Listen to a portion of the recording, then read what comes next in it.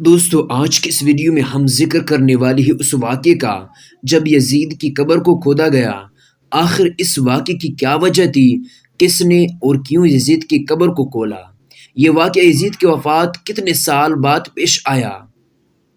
یہ واقعہ یزید کے انتقال کے بعد کتنے سال پیش آیا؟ دوستو یزید نے اپنی زندگی میں ہی اپنے بیٹے معاویہ کو اپنا جانشین مقرر کر دیا تھا۔ یزید کے 12 بیٹے تھے اور 5 بیٹیاں تھیں، لیکن اس کو اپنے بیٹے معاویہ سے بے انتہا پیار تھا۔ اس کی تعلیم و تربیت بھی شہزادوں کی طرح ہی کی گئی۔ یزید چاہتا تھا کہ اس کا یہ بیٹا اس کا حقیقی جانشین بنے۔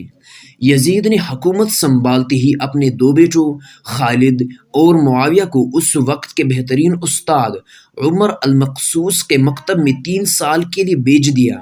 شیخ عمر المقصوص بھی جانتے تھے کہ یزید کا جانشین معاویہ ہے، اس لیے انہوں نے اس کی تربیت پر خوب محنت کی۔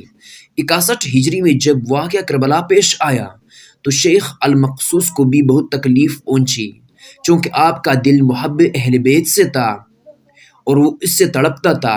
اس لیے آپ نے یزید کے ان دونوں بیٹوں کو عظمت اہل بیت سے خوب روشناس کروایا۔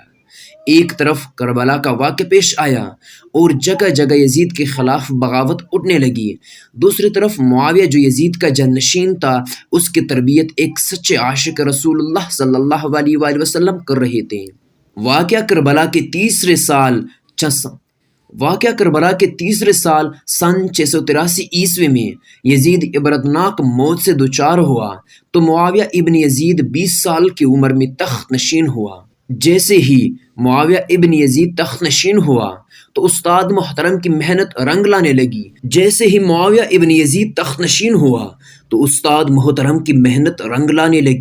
اس نے آتے ساتھ ہی واقعہ کربلا کی تحقیقات شروع کی اور محض 40ویں دن لوگوں کو اپنے بیت سے آزاد کر دیا۔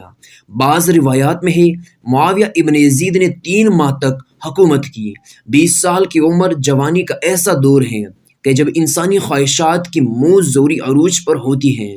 یزید کا جانشین ہونا اور پوری اسلامی مملکت پر حکمرانی کرنا اپنے تمام جائز و ناجائز خواہشات کو پورا کرنے کے لیے بہترین موقع تھا، لیکن معاویہ ابن یزید نے تخت پر بیٹھتے ہی واقعہ کربلا کی تحقیقات شروع کی اور حالات کا بہت باریکی بینی سے جائزہ لیا۔ جب اس نے دیکھا کہ میرے باپ نے اسلام اور مسلمانوں کو کس قدر عظیم نقصان پہنچایا ہے تو اس نے محسوس کیا کہ وہ ایک دوراہے پر کھڑا ہے کہ حکومت کی باغ دوڑ تھامے رہیں اور ظلم و ستم اور عیش و عشرت کا بازار گرم رکھے، یا تخت و تاج کو چھوڑ دے اور اپنے آپ کو ان ہولناک گناہوں اور ان کے دردناک عذاب سے دور رکھے۔